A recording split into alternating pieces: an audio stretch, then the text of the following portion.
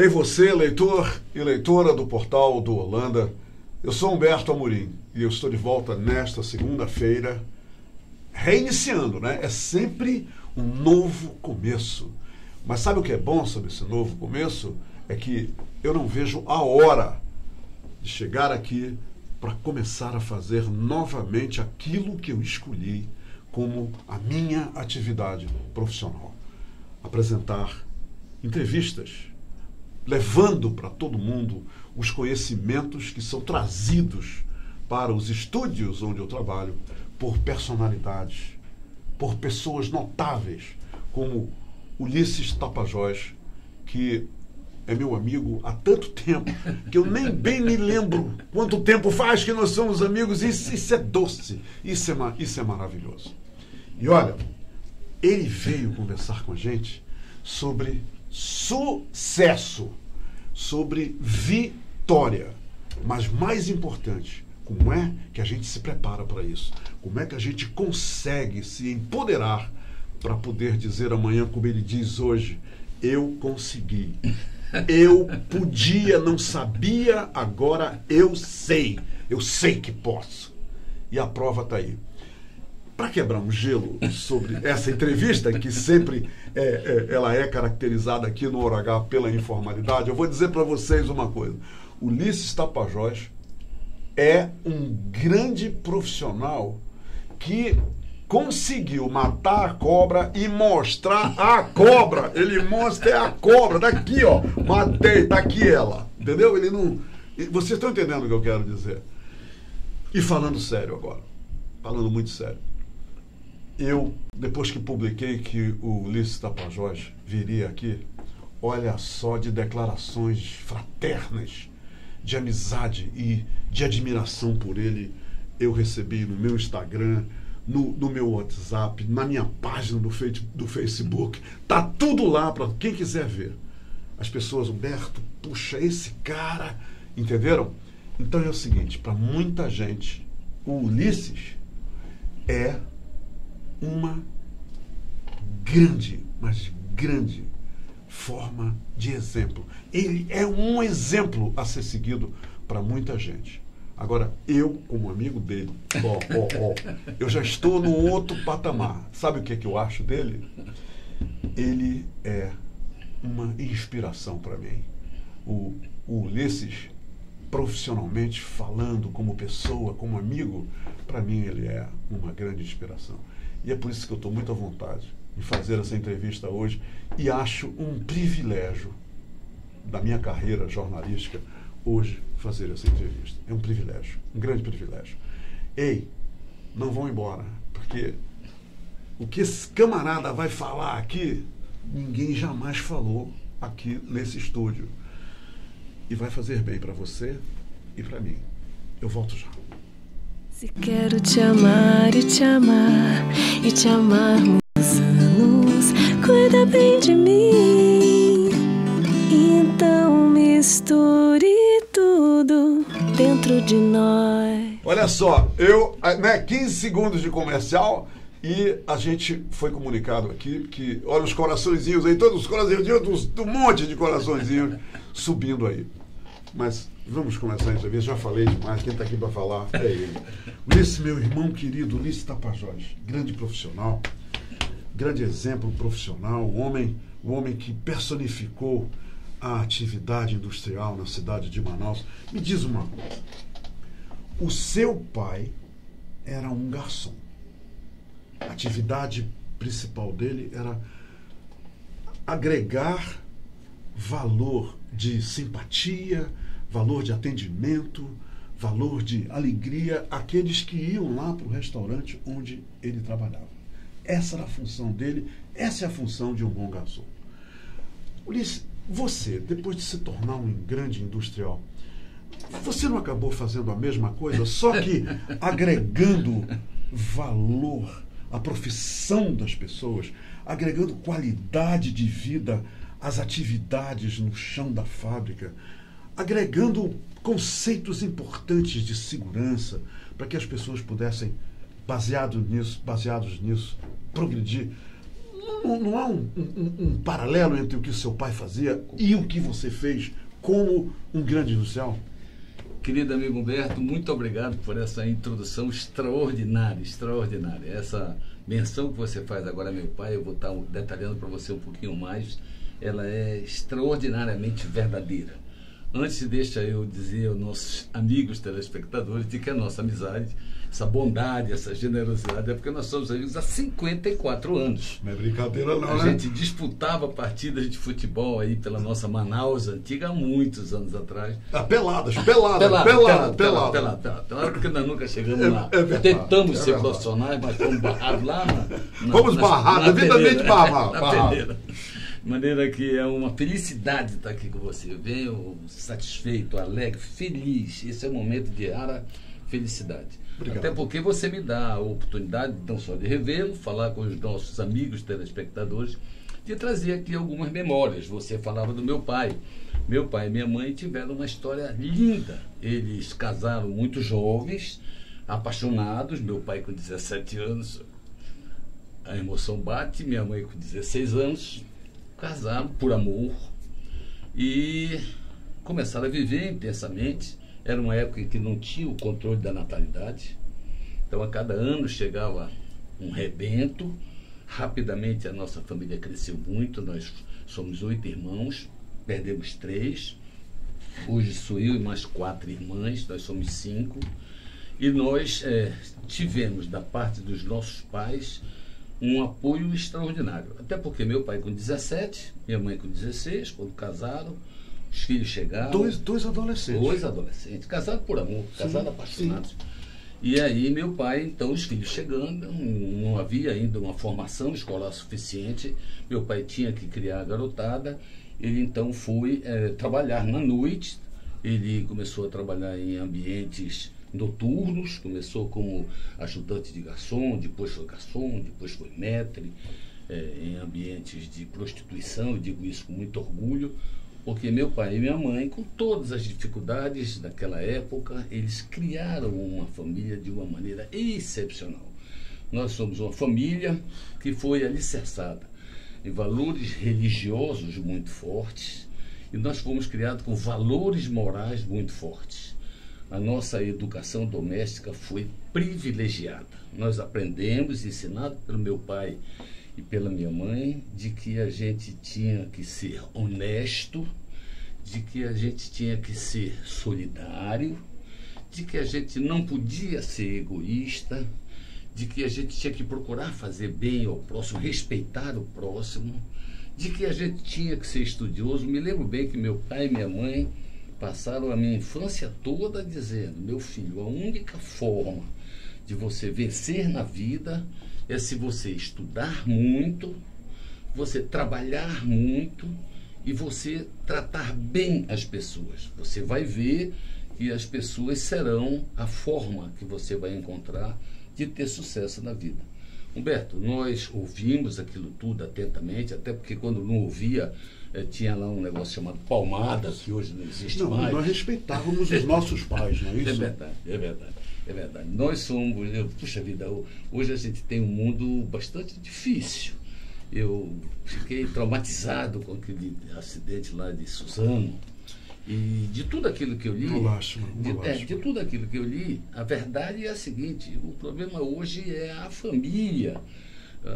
Na minha época eu fui criado com tanto amor, com tanta carinho por parte do meu pai e da minha mãe, com tanta boa vontade de me ensinar as coisas boas, de me levar para o bom caminho. Eu jamais pensei em fazer qualquer coisa que não fosse aquilo que eu era ensinado. O núcleo familiar, os valores mudaram completamente. A história de... Meu pai dizia: você tem que estudar muito, tem que estudar muito. Eu acabei me formando lá por volta de 1964, aqui em Manaus, concluí o curso científico naquela época. E por razões tais de DNA, eu dizia: meu pai, eu quero estudar engenharia. E meu pai dizia: não, rapaz, você tem que estudar direito, porque é a única faculdade que nós temos aqui em Manaus. Mas meu pai, eu quero estudar engenharia, eu tenho uma verdadeira vocação pela área financeira, pela área de engenharia. Tá bom, aonde é que tem isso? Tem no Sul. Meu pai então me botou num avião da FAB, e quando ele se despediu de mim, eu tinha aí quase nada, 2, 3 salários mínimos no bolso, E quando ele se despediu de mim, eu digo isso emocionado, ele dizia assim, ó, você vai para um local desconhecido. Que você está levando seus valores morais que eu e sua mãe lhe ensinamos. Você vai passar muitas dificuldades. Não se esqueça nunca de que a vida tem um caminho de retidão. Você vá e volte para Manaus vitorioso. É isso que nós, seu pai e sua mãe, esperamos. E eu fui e passei 5 anos estudando no Sul, numa dificuldade muito grande. Aquela vida de estudante, trabalhando, fazendo bicos para se virar, enfim. A gente... Foste fazer engenharia. Engenharia. Eu fiz engenharia química no Paraná. Acabei que passei na faculdade. Meu pai dizia, tem que estudar muito, então eu era estudioso. Fiz engenharia química com muita dificuldade, consegui me formar por volta de 1970 e voltei para Manaus para orgulho do meu pai e da minha mãe. Quando eu voltei para Manaus, em 1970, o polo industrial estava florescendo, as empresas estavam se instalando, as indústrias precisavam de engenheiros, os engenheiros vinham do sul do país com as suas esposas, seus filhos. E em 1970, Manaus era uma cidade muito inóspita. Manaus não tinha bons hospitais, Manaus não tinha bom saneamento, enfim, a gente tinha aqui enormes dificuldades. E quando alguém da família desses engenheiros adoecia, um filho, a esposa, alguma coisa assim, qualquer doença tropical, eles ficavam apavorados e voltavam para São Paulo, de tal maneira que todo o investimento... Dos engenheiros que vinham de fora para trabalhar aqui. De maneira que todo o investimento que as empresas faziam, passagens, hotel, essa turma ficava aqui até arranjar apartamento, até arranjar casa para morar, isso tudo era perdido porque esses engenheiros voltavam para São Paulo. E de repente eu chego em Manaus, formado numa ótima faculdade, que é a Faculdade de Engenharia Química, com uma vontade enorme de trabalhar em Manaus, de ficar em Manaus. O meu objetivo era fazer com que meu pai saísse das boates, dos ambientes que meu pai trabalhava. Ele já estava cansado, ele já estava doente, e eu tinha que ser vencedor para que eu pudesse construir alguma coisa de tal maneira que ele pudesse deixar essa vida e passar para uma nova vida. Eu então comecei aí, Humberto, eu me lembro bem, a minha vida é muito dividida em tempos conforme meu pai e minha mãe me diziam. Meu pai dizia, você tem que estudar muito, você tem que trabalhar muito e você tem que tratar bem as pessoas. Então, parte da minha vida foi estudando muito. Fui um moleque que, meu DNA de moleque nunca me deixou de jogar futebol, pelada, morcegar catraia ali no Porto do Educandos. Sim. Porque não tinha a ponte. Jogar pedra nas mangueiras lá do cemitério para pegar manga, enfim, tudo aquilo que aquela molecada daquela época, roubar Judas, que a gente fazia isso, o maior romantismo do mundo, né? Tu lembra do roubar Judas? Lembro, claro. Então, reunia um grupo, ia lá roubar Judas, aquela confusão toda, briga danada e tal, sem arma branca, né? Tudo na base do muque, né? Para poder roubar o Judas lá da outra rua. Enfim, eu voltei aqui para Manaus com a maior vontade de ficar aqui em Manaus, trabalhar aqui em Manaus. Daí que eu tive grandes facilidades, porque todas as empresas queriam um engenheiro amazonense que estava voltando para cá numa hora de dificuldade, que os outros engenheiros voltavam para o sul quando tinham qualquer doença. Eu já tinha tido sarampo, catapora, cachumba, quebranto, espinhela caída. Tu estavas preparado para atravessar a janela da oportunidade. Eu estava preparado, quer dizer, eu não ia voltar. E a vida sempre foi muito generosa comigo. A vida foi sempre muito generosa. Eu digo sempre, Humberto, você você puxou do seu pai, né? Eu digo sempre que eu puxei muito do meu pai e da minha mãe. Eu puxei 49% para o meu pai e 51% para minha mãe. O 49% que eu puxei para o meu pai, porque meu pai era muito brincalhão, muito alegre, muito boêmio, muito falante, muito simpático. Onde ele chegava, ele dominava os ambientes, etc. E eu puxei esses 49% para ele. Eu gosto dessa boemia, eu gosto de bater papo, eu gosto de estar com pessoas. Mas minha mãe, 51%, que minha mãe era dura, minha mãe era de tarefa. Te controlava pelo olhar, não era? Era do plano de ação, cadê os resultados? Você bateu a meta, você não bateu a meta, cadê sua nota? Minha mãe era dura na queda, minha mãe. Então eu digo que eu puxei 49% do meu pai, essa boemia, essa alegria de viver. Afinal de contas, eu tenho 3 filhos, tenho 8 netos, então eu vivo cercado de alegria em família, né? Mas minha mãe, ela, olha, cadê o resultado? Mostra aqui, cadê o seu plano de ação? Ela cobrava. Cobrava resultado. Então, eu sou esse mix. Fui para o Paraná, voltei para cá, para Manaus. Lá no Paraná tive uma felicidade muito grande, porque lá na Escola de Engenharia Química da Universidade Federal do Paraná, essa escola ficou muito famosa, essa turma ficou muito famosa. Eu fiz parte da turma que foi de 66 a 70. Essa turma trouxe aí grandes profissionais. Recentemente, agora em 2016, um dos nossos colegas, o Celso Grebos, foi indicado como participante de uma equipe que concorreu ao Prêmio Nobel de Físico-Química, quer dizer, o verdadeiro cientista. Maravilha. Então essa turma é uma turma que saiu bastante bem preparada. E quando eu cheguei aqui em Manaus, Humberto, por conta dessa generosidade de Deus, eu comecei a trabalhar no distrito e rapidamente eu encontrei aquele que eu considero um dos maiores executivos, um dos maiores empresários, um dos maiores industriais, um dos maiores empreendedores que essa terra já teve, que foi o seu Natan Albuquerque.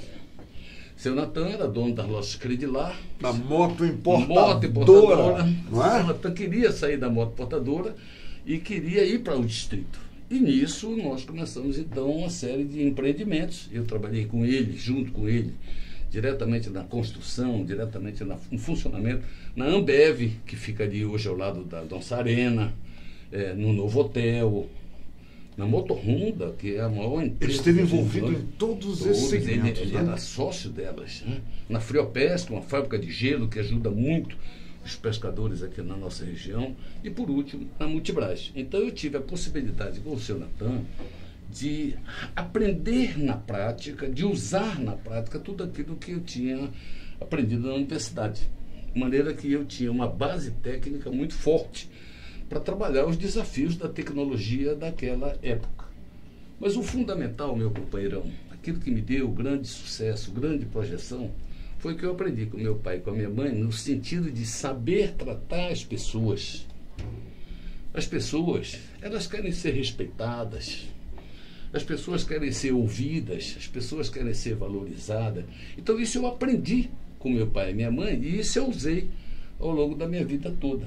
E me ajudou muito, Humberto, por conta de que eu cresci na organização, na Multibras, eu comecei a trabalhar, a empresa nós inauguramos a empresa em 1978, eu estava lá, e aí eu fiz carreira na Multibras. Você foi um funcionário de carreira da Multibras, né? Trabalhei lá há 38 anos, desde o início. Eu participei da construção da Multibras, dos alicerces, do trator, da terraplanagem, da colocação das máquinas, etc., da contratação das pessoas.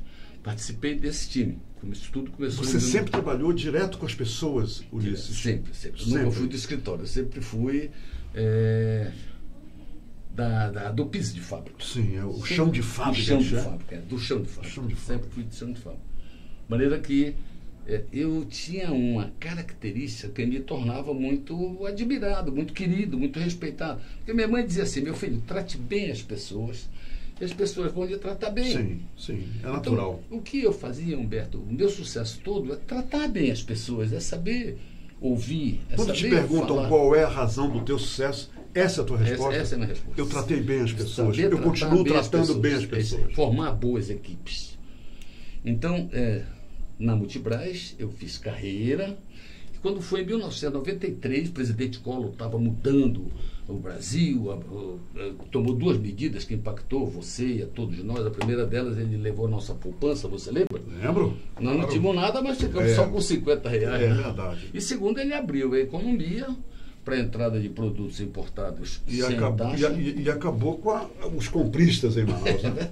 Deixaram de vir em Manaus fazer compra. Porque você podia comprar isso tudo e só vendia aqui, né? Com toda facilidade. De maneira que, quando o presidente Collor tomou essas medidas, as empresas brasileiras que não estavam preparadas para atuar nesse nível, nesse ambiente de competitividade, essas empresas sofreram muito.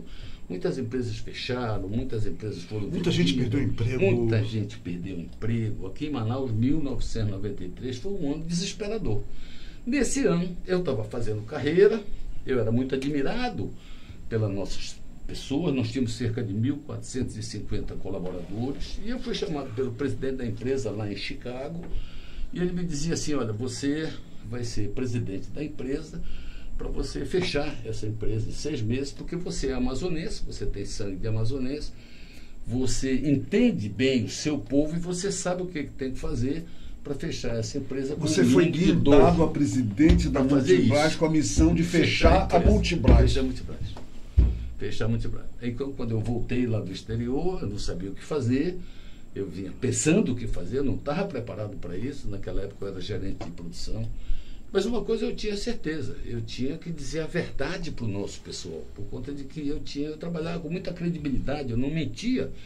Minha mãe tinha me ensinado que não podia mentir, então eu nunca menti. Minha mãe se dizia, por mais dura que seja a verdade, diga, com jeito, mas diga, não minta. Então eu aprendi, fui criado dentro desse ambiente.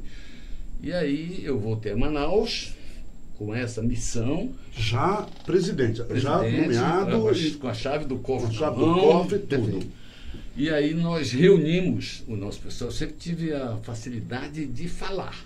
É o 49% do meu pai. Sim. Então eu sempre tive muita facilidade de falar, de explicar, de vender ideias, de gesticular, etc. É o 49%. Eu então reuni o nosso grupo, eu tinha muito hábito de reunir o grupo no nosso refeitório, eu até mandei preparar um palco, nesse palco a gente falava, todo mundo vê. E ali a gente começou a discutir as nossas realidades e as nossas verdades. Me ajudou muito porque eu invoquei o índio Ajuricaba, dizendo, minha gente, nós somos descendentes do Ajuricaba, nós não podemos ficar de braço cruzado esperando fecharem a companhia. Nós temos que lutar. Que os homens querem. E você falou isso para todos os operários. Nós temos que lutar. Nós somos descendentes de Ajuricaba. Ajuricaba foi jogado no meio do rio, mas se rebelou contra aquilo que ele considerava. Mas vamos atrás de lutar. E nessa luta, o pessoal começou a se engajar, a gente começou a pesquisar razões pelas quais a gente ia fechar. O nosso problema todo é que a gente não tinha competitividade. E a competitividade é função da educação. Nosso nível educacional era péssimo. Quase que 1.450 colaboradores eram semi-analfabetos. Naquela oportunidade, eu fui então ao antigo secretário de Educação e Cultura, o professor José Melo, e o professor José Melo, naquela época, 1993, 1994, ele patrocinou, por conta da Secretaria de Educação e Cultura, uma implantação de uma escola dentro da nossa empresa para fazer o supletivo do Mobral, o supletivo do 1º grau e o supletivo do 2º grau. Reunimos o grupo todo dizendo, pessoal, nós vamos fechar, não é por conta de que o nosso presidente é malvado, nós vamos fechar porque nós não temos competitividade. Para a gente não tem instrução, não tem preparação, nada. Primeiro a gente tem que melhorar a nossa base educacional, depois a gente tem que melhorar a nossa base técnica com treinamentos específicos. Humberto, começamos a trabalhar os supletivos do Mobral. Eles devem se entusiasmado muito, Rapaz, né? Aconteceu uma coisa mais maravilhosa que já aconteceu, que eu já participei, a motivação do pessoal. E eu dizia assim, com toda franqueza, pessoal, aqueles que não quiserem estudar vão ser demitidos, porque a gente só tem essa chance. Aqueles que estudarem e não passarem na prova também vão ser demitidos, porque nós só temos essa chance. Agora, aqueles que acreditarem, estudarem, passarem, se dedicarem à companhia, pode ter certeza que quando a companhia começar a crescer, nós vamos crescer junto com essa empresa. As pessoas acreditaram naquilo porque o líder tem que ter confiabilidade. Se você não tiver confiabilidade, eles não te seguem. Não te seguem. O líder tem que tratar as pessoas com confiabilidade, o líder tem que aprender a respeitar as pessoas, o líder tem que ser imparcial, ele tem que ter o mesmo peso, a mesma medida para todos os colaboradores. O líder tem que fomentar o orgulho, o líder tem que fazer palestra dizendo que, olha, ser honesto vale a pena, ser ético vale a pena, ser solidário vale a pena. Enfim, o líder... E isso tudo são fibras do profissionalismo, não é isso? Do profissionalismo aprendidas lá com o pai e com a mãe. Você vê a importância da família. Isso você não vai buscar na faculdade. Isso é o pai e a mãe que te ensinam. Começou um processo maravilhoso. Uma revolução da água para o vinho. Uma revolução. E a gente, claro, a gente começou a trabalhar muito a autoestima das pessoas. Então a gente fazia as nossas colações de grau, embora fosse uma colação de grau do Mobral, a gente colocava a turma de beca. Mobral é o Movimento Brasileiro de Educação, não é isso?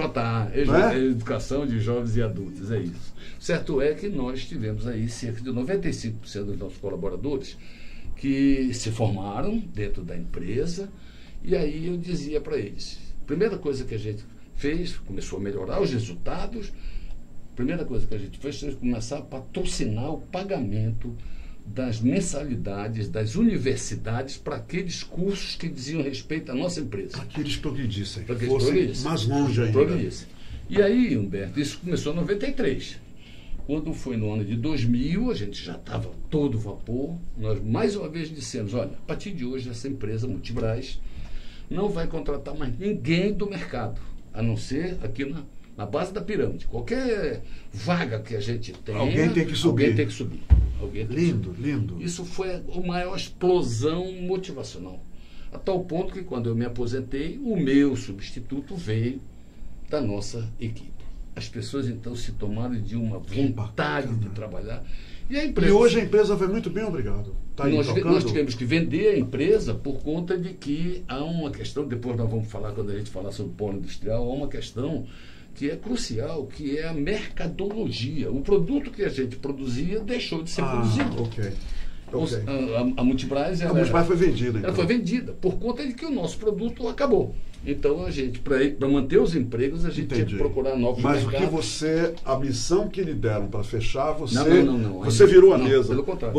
Você causou uma revolução e a empresa voltou a ter valor e as pessoas foram valorizadas. Esse é o resumo. Humberto, a tal ponto que em 13 anos, de 1993 até 2006, em 13 anos, o nível de maturidade, o nível de satisfação, a felicidade das pessoas era tão grande que no ano de 2006 nós fomos escolhidos pela revista Exame, que é a baluarte na área, como a melhor empresa para trabalhar no Brasil. E essa escolha foi feita pelos próprios colaboradores. A melhor empresa para se trabalhar no Brasil. Nos anos de 2006 e 2007. É uma empresa onde as pessoas se sentiam felizes.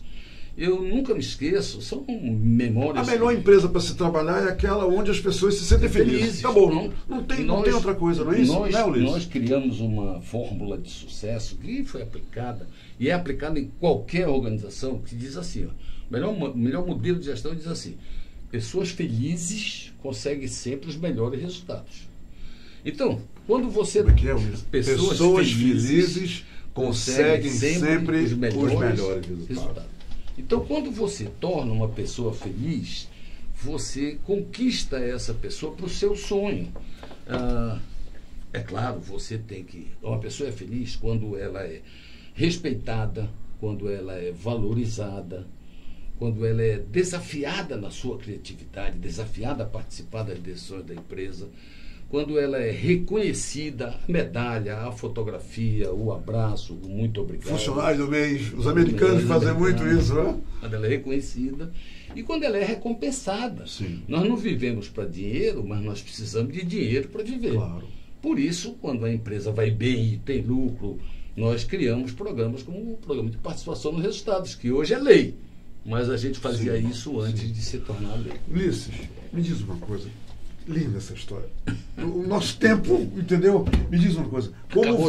Como vai o polo industrial de Manaus hoje? O que você vê? E eu queria te dar um pano de fundo. A nomeação do novo superintendente da Suframa, o coronel Alfredo Menezes. Sabe por quê, Ulisses? Porque eu aqui, entrevistando tanta gente há tantos anos, eu percebi de uns tempos para cá que a Suframa, parece assim que jogaram uma lona negra em cima dela, ela está debaixo de uma lona. Há 10 anos. Ninguém mais falava. O CAIS, ninguém sabe mais o que é o CAIS.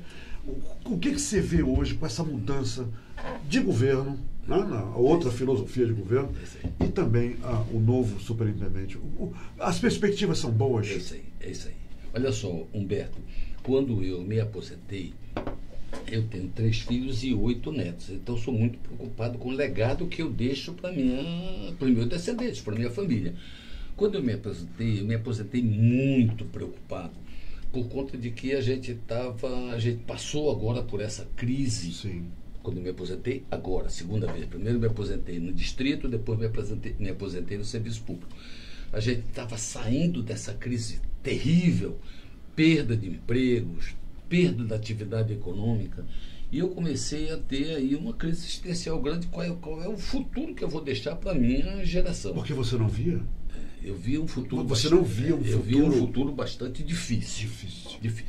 nós então, fui convidado a participar de um movimento que existe hoje, um movimento muito positivo, de empresários, de executivos, de entidades que desejam o bem dessa cidade, que são apaixonadas por essa cidade e que se reuniram para conversar sobre qual é o futuro que nós queremos para a nossa terra. Surgiu um movimento chamado CODESE, Conselho de Desenvolvimento Econômico Sustentável e Estratégico da cidade de Manaus. E nesse movimento se reúnem e a gente começa a discutir o futuro, criando ações para que a gente possa atingir esse futuro. Essa crise toda levou também Manaus à decadência? Sim. Manaus estava em decadência? Sim. E com uma dificuldade adicional, que é o nosso futuro. Você veja só, 90% do nosso PIB vem do polo industrial. E o polo industrial vai passar por seríssimas dificuldades nos próximos 10 anos. Vai passar. Vai passar por seríssimas... Eles têm a dificuldade e vai passar por seríssimas dificuldades. A gente tem aí 3 situações que são situações de preciso muito cuidado de todos nós. A primeira delas vem, no segundo semestre, uma reforma tributária. Sim. Ou seja, uma reforma tributária provavelmente não vai trazer vantagem para nós. Ela pode, se a gente não tiver cuidado, trazer desvantagem. Em segundo lugar, nós hoje vivemos um novo Brasil. O Brasil precisa voltar novamente a produzir. O Brasil precisa voltar novamente a fortalecer a sua economia. E nós estamos com o direcionamento da economia liberal, da Escola de Economia Liberal. Ou seja, vai ser aberto, vai diminuir a alíquota de importação, nós vamos receber importação de outros produtos que vêm concorrer com o nosso. Isso tudo causa uma certa dificuldade. E o ministro já deixou claro que tem ideias liberais. É isso aí. Não é isso? É isso aí, não adianta você ir contra. E em terceiro lugar, Humberto, primeiro, a reforma tributária. Segundo, as ações da economia liberal. E em terceiro lugar, eu vivi isso na pele, a obsolescência tecnológica. A Multibras, ela fabricava TVs, peça plástica para TV, de cinescópio. De uma hora para outra isso acabou, entrou TV de plasma e LCD e a nossa fábrica ficou inteiramente obsoleta. Nós tivemos que vender para um outro grupo. O que está acontecendo no distrito? A gente vai ter os nossos produtos obsoletos. O PPB, que é o Processo Produtivo Básico, está engessado há cerca de 10 anos. Verdade. O superintendente estava dizendo que a gente tem cerca de 90 E o PPB é aquele onde a decisão é tomada em Brasília sobre quem vai fazer. Não é isso? É isso, o PPB, a decisão é tomada em Brasília. Então, essas 3 ameaças são ameaças muito grandes. Nós começamos, então, a trabalhar, o CODES começou a trabalhar, pensando o que a gente vai fazer, e daí que a gente criou 2 direcionamentos. O primeiro direcionamento é fortalecer rapidamente as atividades da SUFRAMA. Vocês estão trabalhando nisso agora, sim, nesse momento, sim, não é? Sim, muito. Fortalecer a SUFRAMA. Então, é um trabalho voluntário, é um trabalho de pessoas voluntárias, não há remuneração por isso, a paixão por essa cidade, é a paixão pela nossa família, é o desejo de fazer com que a cidade... E quem tem essa paixão e queira participar do CODES, a pessoa pode fazer isso? Pode participar das reuniões, contribuir com ideias? Doar horas cívicas. Né? Quer dizer, você vai para lá e você trabalha uma tarde inteira, trabalha um dia inteiro, trabalha um sábado inteiro, e você não ganha nada por isso. Mas você está doando hora cívica, você está se dedicando à sua cidade, você está se dedicando à sua família. Que bom ouvir isso. Nós, então, já temos hoje um plano já estabelecido. Pode falar, continue. Desculpa. Não, está tudo bem. Vai lá. É o horário, vamos embora. É o horário. Nós temos um plano estabelecido, nós estamos trabalhando, em primeiro lugar, um fortalecimento do polo industrial. Então, foi nomeado Coronel Menezes, extraordinária nomeação. Coronel Menezes não só é um técnico profissional, bem formado, doutor na área de logística, mas o Coronel Menezes tem um extraordinário relacionamento com a cúpula que dirige esse país, com o nosso presidente, com os generais que o assessoram. Isso facilita muito, isso tem dado muita credibilidade. No fortalecimento do PIN, rapidamente, nós estamos trabalhando em 3 áreas. A primeira delas, trazer o PPB para Manaus, é o que o Coronel Menezes tem feito lá. E a nossa representação política, nossos senadores, né? Nossos senadores, nossos deputados federais, todos estão coesos com o Coronel Menezes nesse processo. Inclusive, na segunda-feira agora, hoje à tarde. 5 horas da tarde. Acontecendo, vai acontecer 5 horas da tarde lá em Brasília, uma reunião com o nosso ministro Paulo Guedes. Toda a nossa bancada vai participar para defender os nossos interesses. Na SUFRAMA, trazer o PPB para Manaus, destravar o PPB. Isso é ponto pacífico, tem que ser feito. Tem que ser. Tem que destravar os PPBs. Senão a gente vai estar asfixiado. Em segundo lugar, nós vamos destravar o PPP, nós vamos recuperar a autonomia financeira da SUFRAM. A SUFRAM tem dificuldade até para pagar a conta de luz, meu Deus do céu. E a SUFRAM já foi uma força aqui nessa cidade. Sim. Em terceiro lugar, criar segurança jurídica. Não pode, por uma canetada de Brasília, acabar com os... E sem saber o que vai acontecer. Sem saber o que vai acontecer, por exemplo, com o polo de concentrados que acabou agora. Então, Sim. a nossa bancada, juntamente com o Coronel Benez, estão defendendo isso em Brasília fortemente e vão conseguir. Por outro lado, nós estamos estrategiando como é que a gente vai criar novas matrizes econômicas para trazer uma ajuda ao polo industrial. Nós não podemos ficar só dependentes do polo industrial, a gente tem que ter outras matrizes econômicas. E a gente está trabalhando em turismo, piscicultura, mineração, bioeconomia, que são os produtos da floresta, economia digital, que são as nossas famosas startups, o setor primário, o agronegócio, a pecuária. Quer dizer, as opções estão aí, né? Nós não precisa inventar, então, elas estão aí. O CODESE está trabalhando com uma vontade muito grande, um desejo muito grande. Ulisses, eu quisera ter mais tempo para continuar entrevistando o Ulisses. Agora eu vou falar só uma coisa sobre turismo. Você sabe que eu tenho uma paixão pelo turismo nessa cidade, por essa região. Nós temos que pensar, e você disse isso, eu não esqueci, você falou numa plateia, eu estava numa plateia, como você falou, que o turismo tem que ter projetos como em Dubai. São projetos, esses projetinhos aqui. Pintar uma canoinha de verde, mas não é isso. Nós não vamos a lugar nenhum e não chegamos até agora porque estamos fazendo dessa forma, tudo pequeno. Nós temos que pensar grande, dá o mesmo trabalho do que pensar pequeno. Dubai foi feito em cima de um deserto. A cabeça da gente tem que ser desse tamanho. Desse tamanho. A gente tem que pensar grande e arregaçar as mangas e trabalhar. Eu vou dar um abraço dele. Obrigado pela entrevista. Olha só, gente. Falei para vocês, hein? Eu cantei essa pedra. Né? Que essa entrevista seria muito instrutiva, seria valiosa para todos nós. Ulisses Tapajós. Quando você tiver resultados concretos no CODESE, me cutuca, porque você virá aqui, porque aí nós vamos falar só sobre o CODESE. Só sobre o CODESE. Tá bom? Tá bom. Parabéns. Muito obrigado, um grande abraço. Tá. Querido amigo telespectador, muitíssimo obrigado. Ok. Amanhã estaremos de volta e amanhã é o seguinte, vou trazer o doutor Adalberto Carim, que é o juiz titular da vara de meio ambiente aqui na cidade de Manaus. As histórias que ele vai contar dos resultados que ele já conseguiu positivar. Vocês não acreditam. Até amanhã, gente. Obrigado pela companhia. Estão abertas as inscrições para o vestibular de medicina da Universidade Newton Lins. Provas dia 27 de abril. Acesse www.tonauniversidade.com.br. Faça Universidade Newton Lins.